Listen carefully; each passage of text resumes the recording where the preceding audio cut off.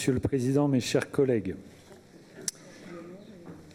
je voudrais à mon tour m'exprimer au nom du groupe socialiste sur le rapport qui nous a été transmis par la Chambre régionale des comptes. Commencez d'abord, Monsieur le Président, par vous féliciter, ainsi qu'Andrea Brouille et les services, pour la qualité du travail qui a été réalisé, puisqu'en fin de compte, ce rapport rendu par la Chambre régionale des comptes confirme point par point l'ensemble des éléments que nous avions pu nous-mêmes produire et dont nous avons déjà eu l'occasion de débattre à plusieurs reprises au sein de cet hémicycle et de cette Assemblée, qu'il s'agisse des retards de paiement, qu'il s'agisse des emprunts toxiques, qu'il s'agisse des questions de gouvernance. Bref, je ne vais pas refaire la liste, mais il n'y a dans le rapport de la Chambre régionale des comptes pas d'éléments nouveaux par rapport à ce que nous avions nous-mêmes évoqué. L'action qui a été la nôtre depuis le début dans cette affaire et depuis le début de cette mandature, le courage, la transparence, la vérité, la responsabilité et l'action.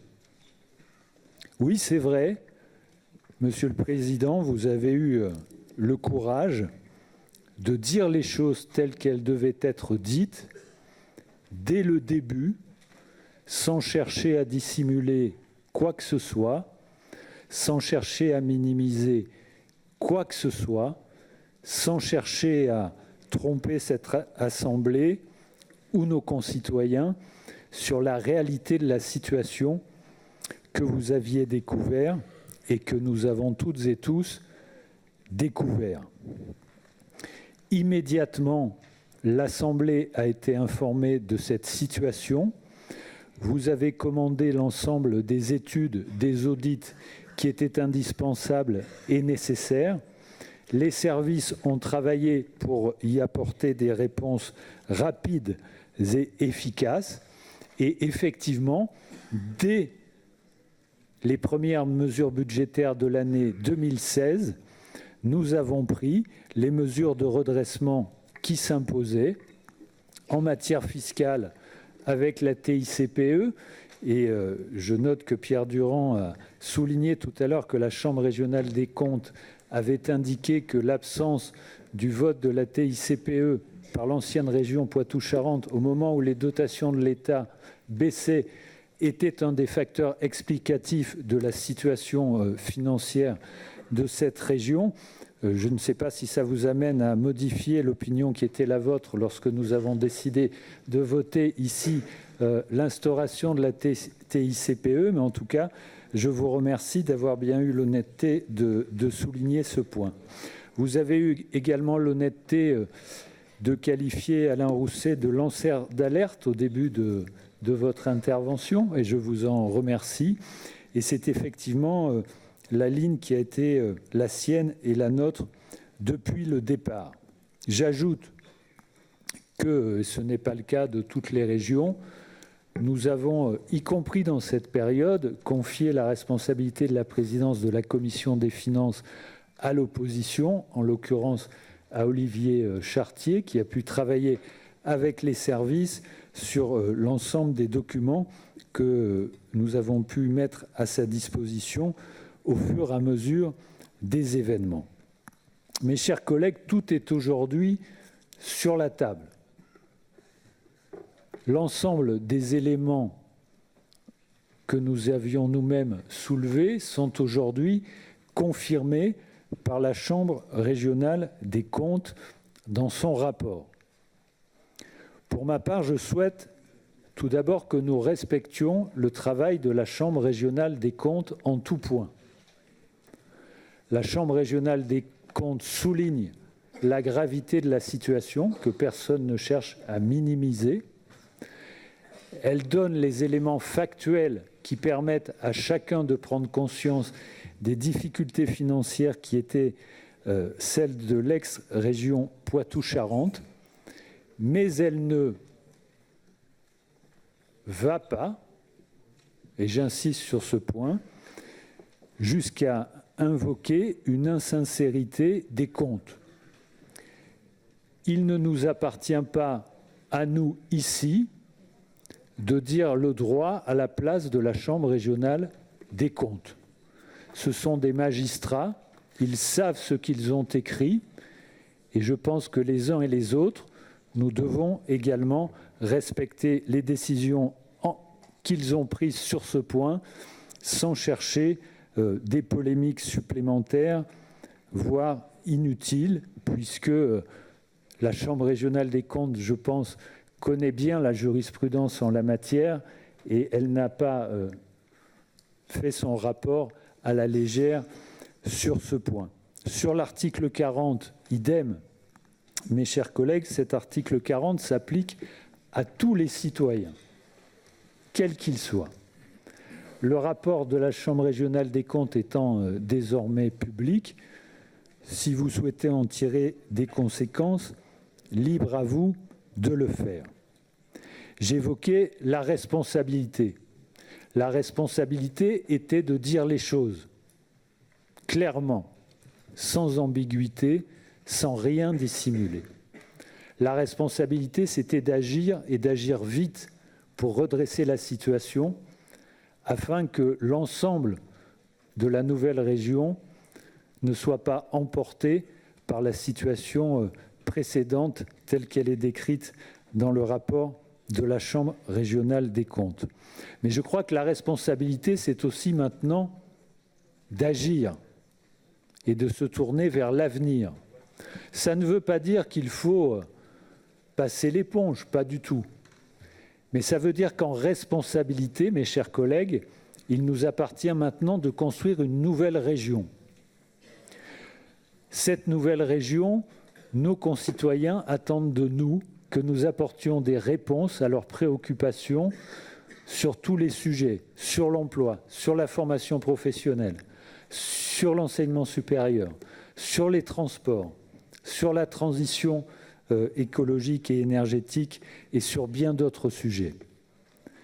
Je ne voudrais pas, et le président l'a dit, qu'au prétexte des difficultés de Poitou-Charentes, nous connaissions un mandat escamoté où tout serait en panne et tout serait sans arrêt ramené à des affaires passées, certes graves et regrettables, mais qui ne doivent pas finir par remettre en question le mandat qui nous a été confié par le suffrage universel pour construire cette nouvelle région et la faire avancer dans l'intérêt général. Je note également, même si vous ne l'avez dit qu'en creux dans vos interventions, vous n'êtes pas allé jusqu'à le souligner et je comprends bien pourquoi. Mais d'une certaine façon, en parlant de la gestion longuement, comme vous l'avez fait tout à l'heure, de l'une des anciennes régions, par manque de temps, vous n'avez pas pu souligner la qualité de la gestion qui était celle de la région Aquitaine. Donc je voudrais, si vous me le permettez, en dire quelques mots. Non mais je comprends que votre intervention était longue et donc que vous n'avez pas pu aller jusqu'au bout, mais vous me permettrez, pour ma part, de rappeler que l'ancienne région Aquitaine était la région la moins endettée de France, Monsieur le Président. Et que c'est cette qualité de gestion de l'ancienne région Aquitaine et aussi, je ne l'oublie pas, du Limousin, mais en volume surtout de l'ancienne région Aquitaine, qui nous permet aujourd'hui et qui nous a permis de faire face très rapidement à la situation désagréable que nous avons trouvée, d'y apporter rapidement toutes les réponses qu'il fallait apporter. Sur les retards de paiement, les choses ont été faites et rapidement et bien faites. Et croyez-moi, j'en félicite encore une fois les services, ça n'a pas été simple. Sur les emprunts toxiques et les emprunts structurés, les demandes ont été faites auprès du FSIL. Les services des finances travaillent pour regarder au plus près chaque jour ce qui est dans l'intérêt de la région, de rembourser vite ou pas vite, en fonction des coûts du marché, en fonction des pénalités, en fonction de l'intérêt de la région. Nous avons stoppé un certain nombre de politiques qui, à l'évidence, avaient pris un tournant trop dispendieux, quelle que soit leur qualité par ailleurs, et surtout hors de contrôle en termes de critères, et c'est ce qui explique aussi en partie la situation que nous avons trouvée. Et j'aimerais là aussi que l'opposition de temps en temps fasse preuve de cohérence sur ce point. Vous ne pouvez pas nous reprocher et décrire une situation apocalyptique telle que vous venez de le faire en Poitou-Charentes, d'avoir mis un terme à certaines politiques qui étaient trop coûteuses ou de les avoir encadrées selon de nouveaux critères, et en même temps nous en faire le reproche comme vous l'avez fait sur les nuits romanes ou sur d'autres sujets, ou écrire à la population pour dire que le vilain président Alain Rousset a stoppé telle ou telle politique. Je pense que la responsabilité, c'est aussi la cohérence. Donc, mes chers collègues, la situation est désormais claire. Nous avons dit la vérité sur ce qu'était la situation budgétaire dès le début. La Chambre régionale des comptes confirme point par point l'analyse que nous avions faite. Nous avons pris toutes les mesures qui étaient nécessaires pour en sortir au plus vite. Moi, je n'ai pas ici, je suis dans un hémicycle où j'interviens en responsabilité en tant qu'élu. Je ne suis pas dans l'émission « Faites entrer l'accusé ». Si vous voulez aller sur ce terrain-là, libre à vous. Si vous êtes plus fort que la Chambre régionale des comptes, libre à vous. Je m'en tiens au rapport de la Chambre régionale des comptes. Je ne suis pas là pour chercher des responsabilités personnelles de Pierre, Paul ou Jacques, qui sont d'ailleurs extrêmement difficile à déterminer à la lecture du rapport de la Chambre régionale des comptes. Ce n'est pas l'état d'esprit qui... Je t'ai écouté, Jean. Ce n'est pas l'état d'esprit qui m'anime, ni qui, je pense, anime mes collègues. L'état d'esprit qui nous anime, c'est de respecter le rapport de la Chambre régionale des comptes, d'en tirer toutes les conclusions pour que notre nouvelle région reparte sur de bonnes bases grâce à la situation financière des deux autres régions précédemment. Situation d'ailleurs que vous avez parfois contestée, ou gestion que vous avez parfois contestée, puisque avec Isabelle Boudinot, qui est là, moi-même le président, et beaucoup d'anciens élus aquitains, pendant 2 mandats, vous nous avez demandé de faire plus d'emprunts, en nous disant que nous en avions largement sous la pédale et que nous aurions dû emprunter plus. Heureusement que nous n'avons pas suivi ces brillants conseils, parce que nous ne serions peut-être pas aujourd'hui en mesure de faire face à la situation que vous avez décrite à l'instant. La responsabilité, c'est aussi le respect des personnes. Jean-François Macaire n'a pas été mis en cause par la Chambre régionale des comptes dans ce rapport. L'insincérité budgétaire n'a pas été mise en compte dans ce rapport. Je ne vois pas au nom de quoi des élus, aussi éminents soient-ils, iraient plus loin que la Chambre régionale des comptes dans leurs conclusions et se permettraient de les contester au nom d'une analyse qui est certainement intéressante mais qui leur appartient.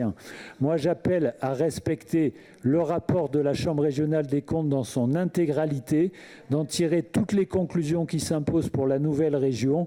Je n'ai pas pour ma part l'esprit d'un détective privé ni d'un procureur improvisé. Chacun a le rapport dans les mains, chacun en tirera les conclusions qu'il s'impose. Ce n'est pas la peine d'interpeller le président sur ce point. Si vous souhaitez des poursuites pénales, vous en avez tout à fait la possibilité. Libre à vous de le faire. Je préfère que nous consacrions notre énergie à reconstruire une nouvelle région aquitaine sur des bases saines et solides. C'est ce qu'attendent de nous nos concitoyens. Je vous appelle maintenant à regarder vers l'avenir pour construire et réussir cette nouvelle région. Merci mes chers collègues.